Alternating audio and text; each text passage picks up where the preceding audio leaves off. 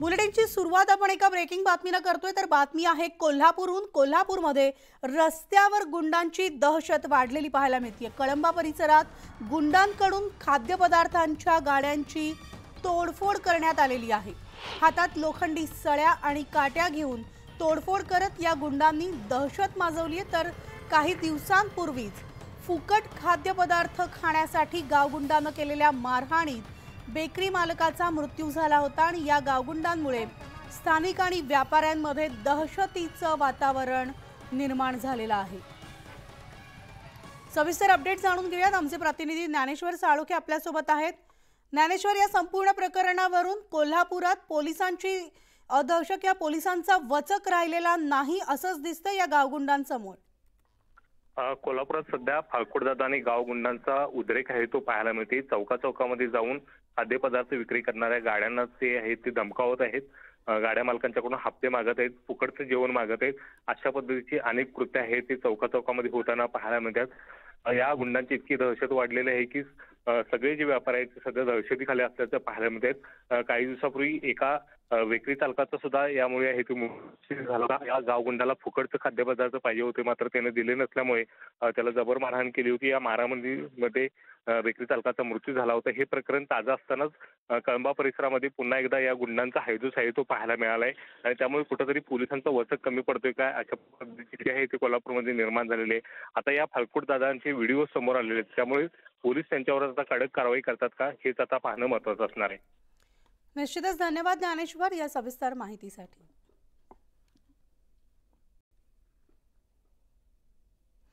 आणि यानंतर आता अहमदनगरमधून एक ब्रेकिंग बातमी। अहमदनगर शहरामधील स्वस्तिक हॉस्पिटलमध्ये आग लागल्याची घटना घडली। तर या घटनेची माहिती मिळताच अग्निशमन दल आणि पोलीस घटनास्थळी दाखल झालेले आहेत। अग्निशमन दलाच्या अथक प्रयत्नानंतर आग नियंत्रणात आलेली असून या घटनेमध्ये सुदैवाने जीवितहानी झालेली नाही। तर या रुग्णालयातील रुग्णांना इतर ठिकाणी हलवण्यात आलेलं असून यामध्ये कुणीही जखमी झालेलं नाहीये।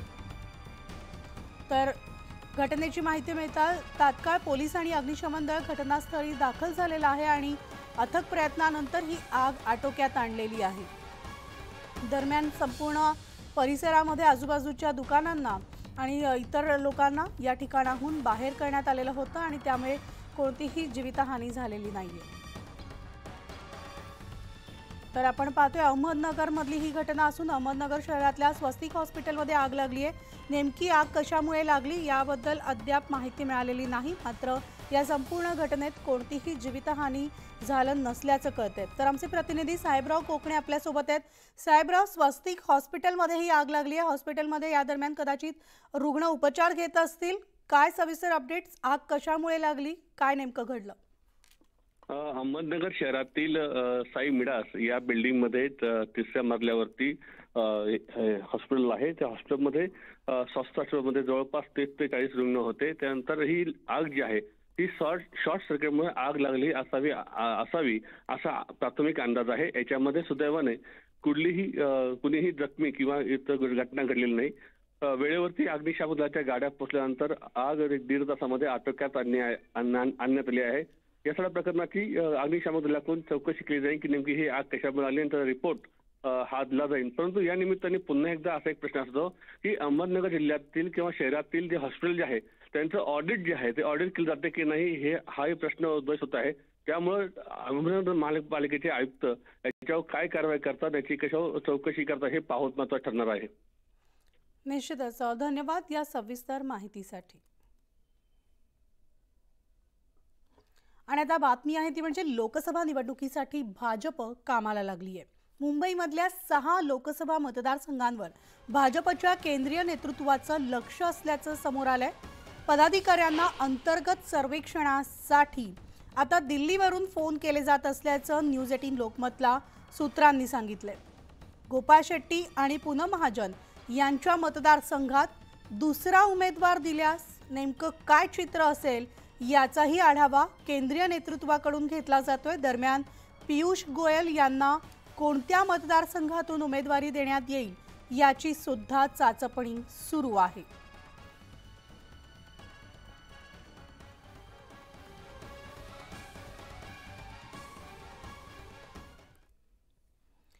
आणि आता बातमी उल्हासनगर हिल लाईन पोलीस ठाण्यामध्ये भाजप आमदार गणपत गायकवाड यांनी शिवसेनेचे माजी नगरसेवक महेश गायकवाड आणि राहुल पाटील यांच्यावर गोळीबार केला होता। दरम्यान गोळीबारनंतर आता कल्याण पूर्वमध्ये निषेधार्थ बॅनर लागलेले असून नंदादीप संघाकडून कल्याण पूर्व भागामधील गोरगरीब जनतेच्या न्याय हक्कासाठी झटणाऱ्या कल्याण पूर्व शिवसेना शहर प्रमुख महेश गायकवाड यांनी राहुल पाटील यांच्यावर झालेल्या जीवघेण्या हल्ल्याचा आणि हल्ला करणाऱ्याचा जाहीर निषेध असून असा मजकूर या बॅनरवर लिहिण्यात आलाय।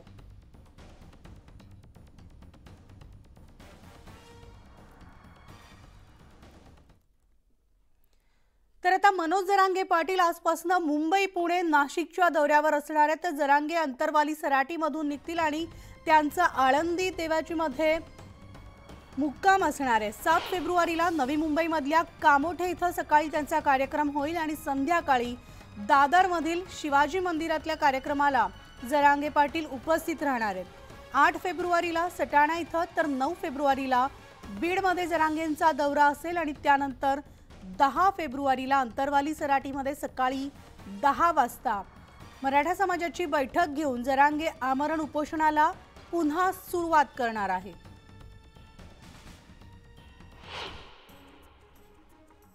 तर आपण ग्राफिक्सच्या माध्यमातून जरांगेंचा महाराष्ट्र दौरा कसा असेल यावर एक नजर टाकूयात। 6 फेब्रुवारी रोजी अंतरवाली सराटीहून सिक्रापूर मार्गे ते चाकणकडे रवाना होतील। 7 फेब्रुवारी सकाळी 11 वाजता आळंदीहून चाकण मार्गे खोपोली पनवेलमधून नवी मुंबईमध्ये ते पोहोचतील। 7 फेब्रुवारीला संध्याकाळी 6 वाजता शिवाजी मंदिरमधील कार्यक्रमामध्ये ते उपस्थित राहणार आहेत। तर 8 फेब्रुवारी रोजी सकाळी 11 वाजता मुंबईहून नाशिक मार्गे साल्हेरला ते पोहोचणार आहेत। तर 8 फेब्रुवारी रोजी छत्रपती संभाजीनगर मार्गे पुन्हा ते अंतरवाली सराटी इथं येतील आणि त्यानंतर सकाळी 10 वाजता 9 फेब्रुवारी रोजी सकाळी 10 वाजता गेवराई तालुक्यामध्ये ते मराठा समाजाची सभा घेणार आहेत। तर 9 फेब्रुवारी दुपारी 12 वाजता कोळवाडीमध्ये कार्यक्रम आयोजित करण्यात आलेला आहे। अशा प्रकारे जरांगे पाटलांचा हा महाराष्ट्र दौरा असेल। 10 तारखेला सकाळी महाराष्ट्रातल्या मराठा समाजाची इथं बैठक आहे। गोदापट्ट्यातल्या मराठा समाजाची अंतरवालीला सकाळी 10 तारखेला 10 वाजता बैठक आहे। महाराष्ट्रातला मराठा बांधव सुद्धा त्या बैठकीला येणार आहे, परंतु जर शक्य असेल तर त्यांनी येऊ। काय धावपळ करण्याची महाराष्ट्रातल्या मराठा समाजाला ही नाही आहे। त्यांना शक्य असेल तर त्यांनी येऊ। गोदापट्ट्यातले मात्र सगळे बांधव या बैठकीला उपस्थित राहणार आहेत आणि त्यानंतर आमरण उपोषण सुरू होणार आहे 10 तारखेला। तर मराठवाड्यामध्ये मराठा सर्वेक्षण आता पूर्ण झाले आणि 23 जानेवारी ते 2 फेब्रुवारी दरम्यान हे सर्वेक्षण पूर्ण करण्यात आले। मराठवाड्यामधील 2,04,67,584 नागरिकांचं सर्वेक्षण करण्यात आलेलं आहे। तर 23,000 कुटुंबियांनी सर्वेक्षण नमुना भरण्यास नकार दिलाय। मराठवाड्यामधील मराठा सर्वेक्षणाची आकडेवारी जी आहे त्यावर आपण एक नजर टाकूयात। संभाजीनगर ग्रामीणमध्ये 5,65,821, संभाजीनगर शहर 2,18,199, जालना ग्रामीणमध्ये 3,90,028, तर जालना शहर 60,991, परभणी ग्रामीणमध्ये 3,50,138, हिंगोली 2,85,879, परभणी शहर 68,025, तर हिंगोली 2,85,879, नांदेड ग्रामीण 6,15,719, नांदेड शहर 1,18,593, लातूर ग्रामीण 5,60,509 आणि लातूर शहर 90,403, तर धाराशिवमध्ये 3,97,311 या नोंदी मराठवाड्यामधल्या मराठा सर्वेक्षणाच्या आहेत। एकूण जी आकडेवारी समोर आली आहे ती आपण मराठवाड्यातली पाहिली। आणि यानंतर बातमी नागपूरमधनं, कारण नागपूरमध्ये भाजप महिला आघाडीनं दक्षिण पश्चिम मंडळाकडून विकासाचं वाण या हळदी कुंकू कार्यक्रमाचं आयोजन केलं होतं। या कार्यक्रमात उपमुख्यमंत्री देवेंद्र फडणवीस यांच्या होम मिनिस्टर अमृता फडणवीस यांनी उखाण्यामधून विरोधकांना टोला लगावलाय, तर त्यांनी महिलांच्या आग्रहास्तव एक गाणंही या ठिकाणी सादर केलं। आहे की ज्यांनी मारले नाकर्तेपणावर बाण त्या देवेंद्रजींकडून मी घेऊन आले आहे विकासाचे बाण। आपण सगळ्यांनी स्वीकारावे आणि एकत्र आपण महाराष्ट्र करून निर्माण। मुझे खुद पर यकीन है ये कुछ ऐसा जुनून है सारा समाज मेरा ये जमीन ये आसमां अलग मेरा ये रंग है मेरी खुद से ही जंग है जीत जाऊं मैं खुदा अगर तू मेरे संग है अलग मेरा ये रंग है मेरी खुद से ही जंग है जीत जाऊं मैं खुदा अगर तू मेरे संग है। आणि आता यानंतर बातमी आहे अहमदनगर येथून, तर अहमदनगरच्या चिंचोडी पाटील येथील अंगणवाडी केंद्रात मुदत संपलेल्या पोषण आहाराचं वाटप केल्याचा प्रकार उघडकीस आलाय। गेल्या 2 महिन्यांपासून अंगणवाडी सेविका आणि मदतनीसांचा संप सुरू असल्यामुळे अंगणवाड्या बंद होत्या। नुकताच त्यांचा संप मिटल्यामुळे अंगणवाड्या सुरू झाल्यात आणि मुदत संपलेला आहार वाटल्यामुळे अंगणवाडीतील मुलं आणि मातांच्या जीवाला धोका निर्माण झालेला असून हलगर्जीपणा करणाऱ्या अंगणवाडी केंद्रांवर कठोर कारवाई करावी अशी मागणी स्थानिकांनी केली आहे।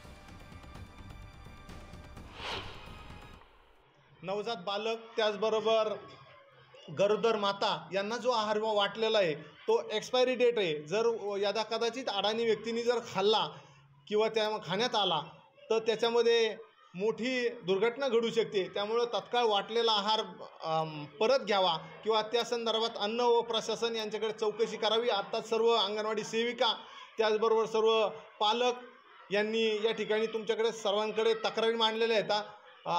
या ठिकाणी याची चौकशी करून आम्ही या संदर्भात सीओ जिल्हाधिकारी एकात्मिक बालविकासचे सर्व अधिकारी यांना भेटून याचा लवकरच चौकशी करणार आहोत।